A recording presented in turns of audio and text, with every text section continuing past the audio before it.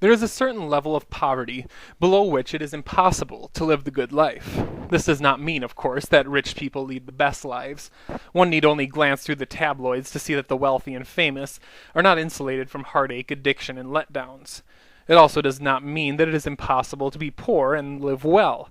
Last year I had tea in the mud home of a Kenyan family, who made no more than a couple of dollars a week and yet who were completely content. However, while it is possible to live a poor life while rich and a rich life while poor, there seems to be a certain level of poverty at which it becomes impossible to live a fully good, a fully human life.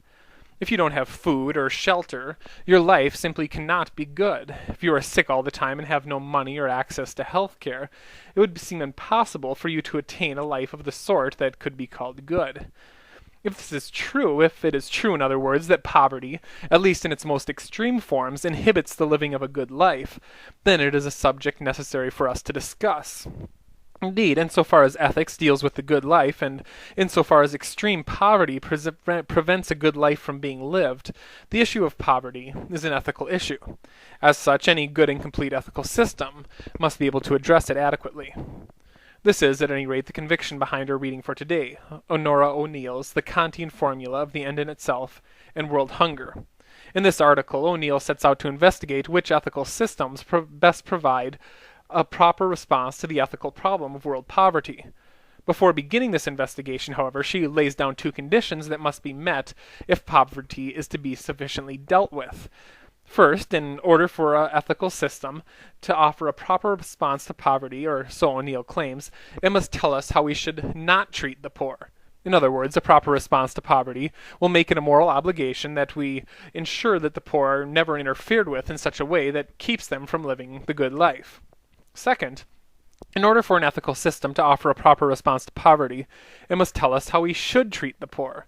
In other words, it must make it a moral obligation for us to actively work to secure some sort of good life for the poor. I don't know about you, but these two conditions seem reasonable to me. So let's see how O'Neill sees some of the major ethical systems as meeting, or as the case may be, not meeting these conditions. First of all, let's look at utilitarianism. Utilitarianism, if you remember, claims that we must always act in order to increase happiness in the world. With this as a starting point, the utilitarian will likely start addressing the issue of poverty by observing that the extremely poor are, well, unhappy. As it is our moral obligation to increase happiness in the world, it is therefore our obligation to do something about all the unhappy poor people if the total happiness of the world is to be increased. So far, so good. Unfortunately, O'Neill points out, here's where a problem comes in. Namely, while utilitarians are morally obligated to increase happiness in the world, there's no specific way in which they are required to do this. This is a bad thing in the case of poverty. For it could very well be, O'Neill points out, that the best way to increase happiness in the world would be to, let's say, euthanize all the poor. Indeed, if the poor are all dead, their unhappiness is buried with them, and thus no longer brings the happiness total of the world down. But if this is the case, then utilitarianism completely fails at meeting both conditions laid out by O'Neill that go into a proper response to poverty. Indeed, the utilitarian response fails to make it morally obligatory to ensure that the poor are not interfered with in their attempt to live the good life. Very much the opposite.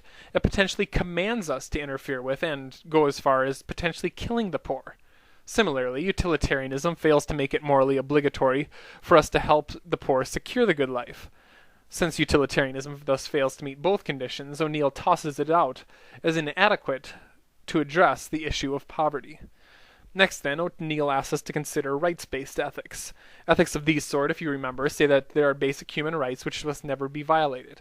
If we are to use rights-based ethics to respond to poverty, we would thus begin by observing that extremely poor people have many of their basic rights violated. For instance, anyone who is starving is having their right to life violated. Therefore, the rights-based ethicist will claim it is morally obligatory for us to protect the rights of the poor. Indeed, a response to poverty that grows out of rights will say that there are certain things we simply cannot do to the poor. In other words, such a response to poverty will say that we are morally obligated to ensure that the poor are not interfered with in such a way that keeps them from living the good life. In making this morally obligatory, rights-based ethics thus meets the first condition for a proper response to poverty as laid out by O'Neill. However, rights-based ethics does not meet the second condition for a proper response to poverty.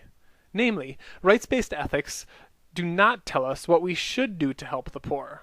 They do not tell us that we are morally obligated to in some way help the poor secure the good life. Indeed, rights-based theory may be able to tell us that we can not take away the life of a poor person, and it may tell us that we cannot take away the land of the poor.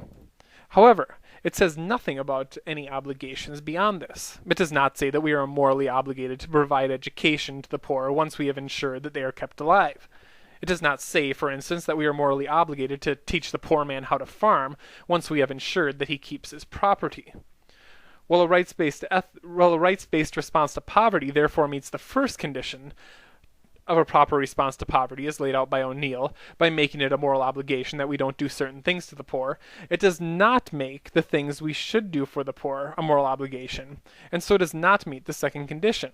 Indeed, rights may tell us to refrain from interfering with the poor in ways that make it impossible for them to live the good life, but they cannot tell us that we should be working to secure a good life for the poor. There is, however, or so O'Neill wants to claim, an ethical system which can meet both conditions for a proper response to poverty. This ethical system is Kantianism. Indeed, Kantianism is able to both tell us what we should and should not do for the poor.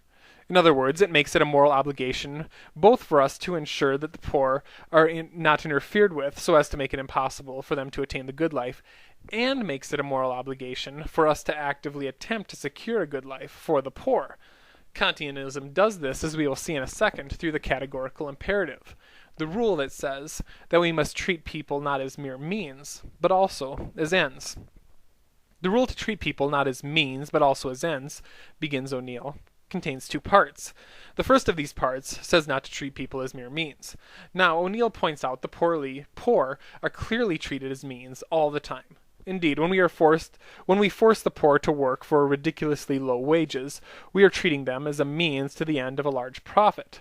So then, insofar as Kantianism makes it morally obligatory for us to refuse to treat people as means, we must refuse any sorts of behavior that treat the poor in this way. This part of the categorical imperative, by telling us to refuse to treat people as means, thus tells us how the poor should not be treated. Indeed, it makes this morally obligatory for us to ensure that the poor are never interfered with in such a way that keeps them from living the good life. Therefore, this half of the categorical imperative meets the first condition of O'Neill's proper response to poverty. This is, however, only half of the Kantian picture. Indeed, Kant tells us not only that we should not treat people as a means, but also that we should treat them as ends. In other words, for the Kantian, we are morally obligated to treat all people, the poor obviously included, as worthy in and of themselves.